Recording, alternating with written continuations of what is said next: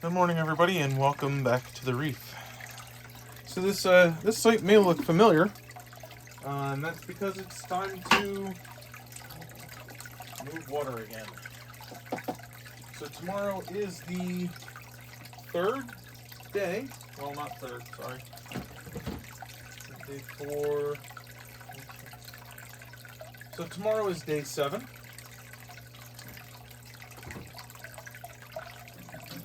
So that means it is time for the fish to move tomorrow morning. They got dosed, sorry, not they, he, just singular, the one, got dosed 5 milliliters of Prazi Pro to deal with just really any kind of other kind of infection. For like flukes, tapeworm, flatworms. We don't want any of that getting into the tank in case they were already infected. I don't know if you can see him. Let's see if we can get zoomed in on him enough here. Maybe not. No, we're not. There he is. Beautiful. He is a very good hider. He likes being in his hut where he can see what's going on. But you can't necessarily see him. And if he gets scared, he just retreats. Which is nice. I like him. Hopefully, Kevin will leave him the hell alone. Triton finally did our test. And we will go over that tomorrow. Maybe we'll actually do that on like a little live stream tomorrow. We'll just go over, the results. So we'll talk about that tomorrow. I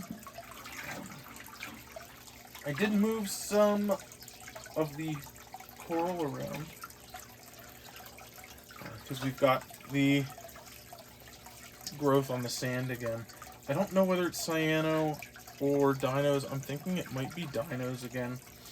I think I crashed out our nitrate and phosphate again, or one or the other, because it's stringy. It's not just like a red blanket. It's got some stringiness to it,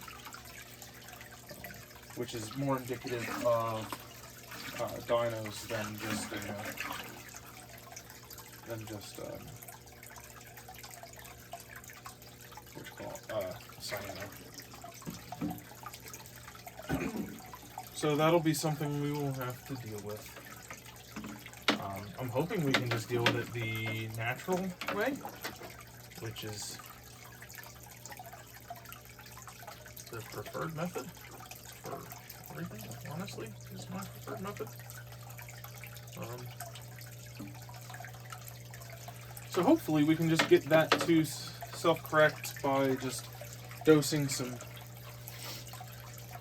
phosphate or nitrate or whatever we need to do to get those numbers up. It might actually, the easiest way to fix that would honestly just be to cut back on skimming. Not skimming, skimming. But not just skimming. I could cut back on our photo period for the refugium, and that would help. And whatnot. I don't want to cut back on the skimmer too much, because I'm using that to kind of artificially raise our pH in the tank. So if I can avoid doing that, I'd like to. I do have to empty the skimmate locker.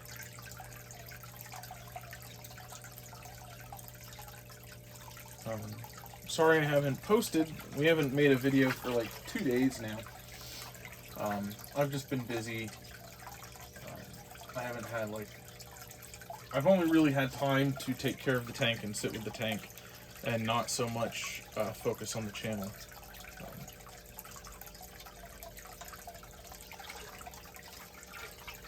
Because at the end of the day, the tank is the more important thing.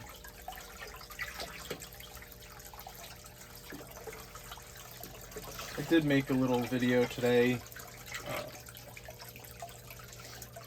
for the the moment of zen. I'm also thinking if we have problems with this again, with introducing another small fish, I think Kevin, the neon dotty back, is going to have to go somewhere. I don't know where. But an option is going and getting this tank running again. I had used that as a quarantine tank, so I would have to completely clean it out and restart it from scratch. But that would be good, because that would be a nice place for me to kind of start anew.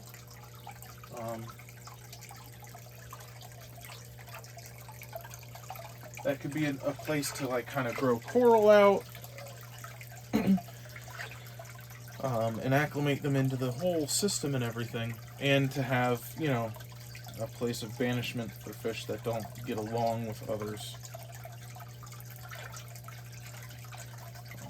But I also might ask if something fishy will just take him and rehome him as well, if he does not want to play nice with others, which is my concern.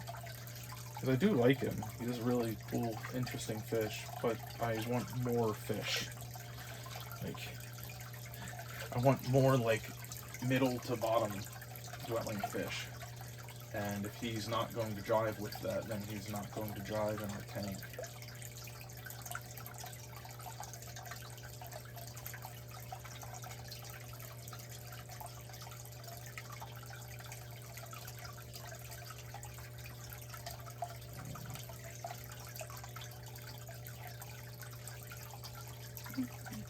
I'm off all weekend, so we'll probably get some extra stuff done as well.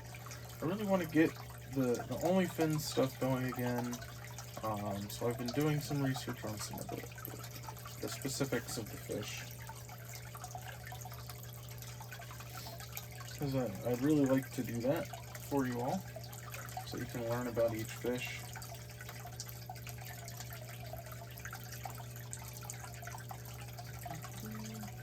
I am going to have to go to CVS because I have absolutely zero peroxide. And this is the peroxide tank. That's the Pro tank. Peroxide tank, Pro tank. And I think that'll be enough water.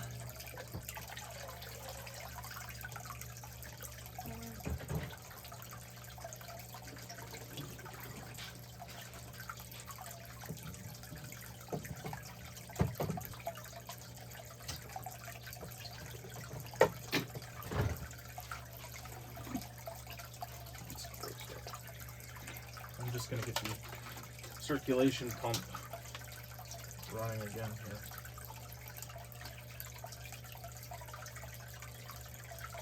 Okay. I also need our dirty bucket. Fish poop. This is Riley. She's a very good dog. Some days. She's a Pembroke Corgi.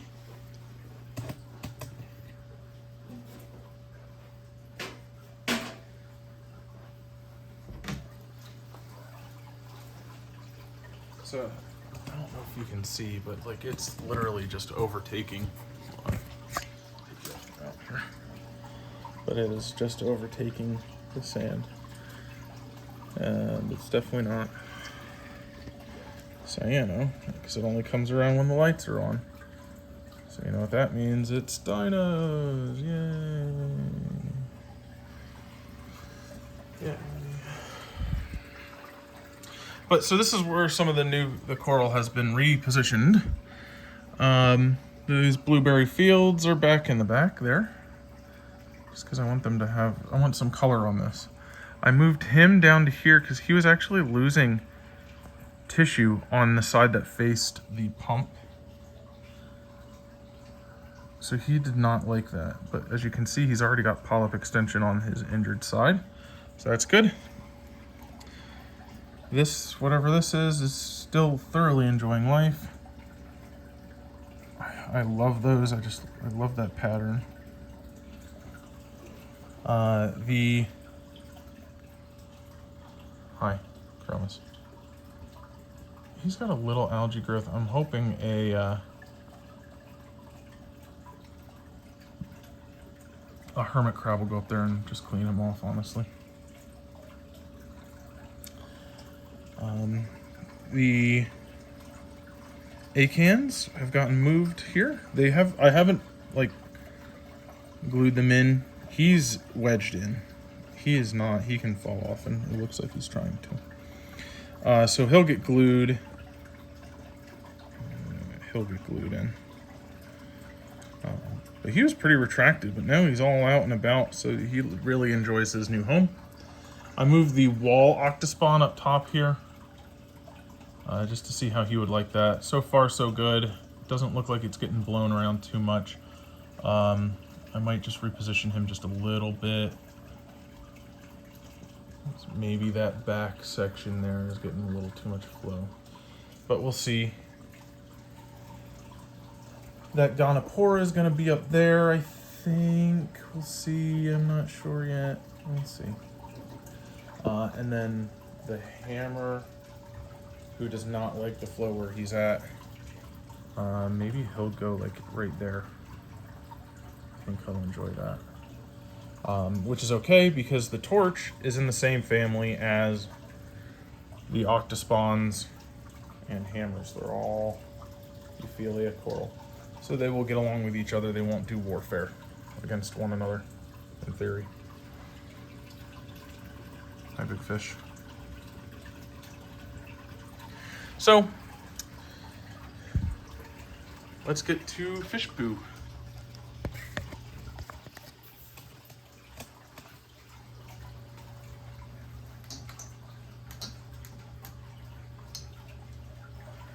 Snails are gonna have to come out. I put a snail in the, I think I actually put two in here. They're gonna have to come out.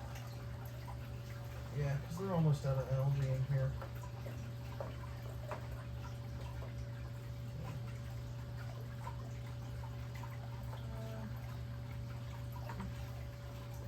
No, actually, I think they'll be okay. I'll leave them in there for a little bit longer. They did clean off their, we have like nuisance hair algae growing in there and stuff. So our, the refugium couldn't do its job, right, effectively, and it was starting to get all goopy. But now, I think it's effectively doing its job too effectively.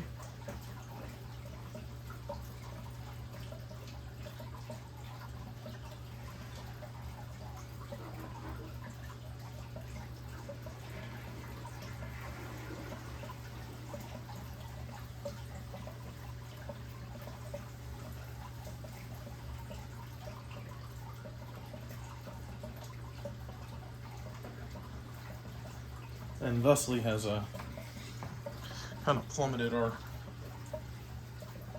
nutrients to nothing. Oh, and there's a dead crab. Hermit crab, that is.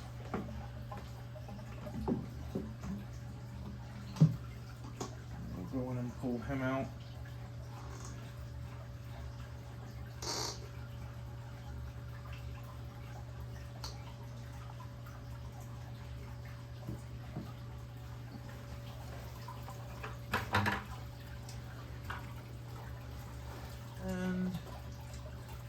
Good for liquid, for supplements.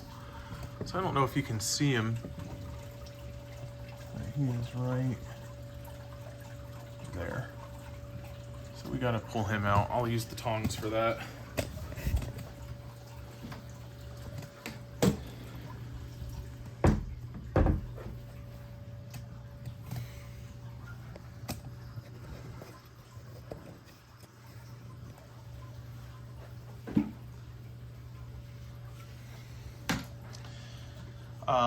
As you see, I don't know if you can really see all that well with the, but down here at the bottom, there's a lot of like hard buildup on the panels. And that's gonna have to just be like scraped off. I just have to get in here to do it.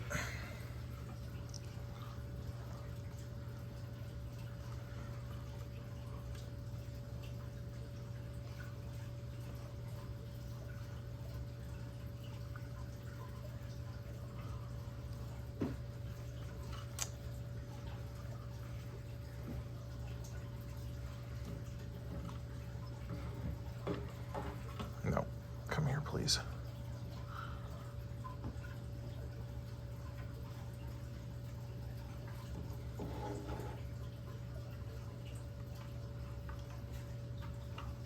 Oh, and it's gone.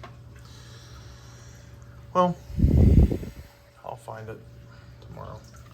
It'll get blown around or moved around by another critter.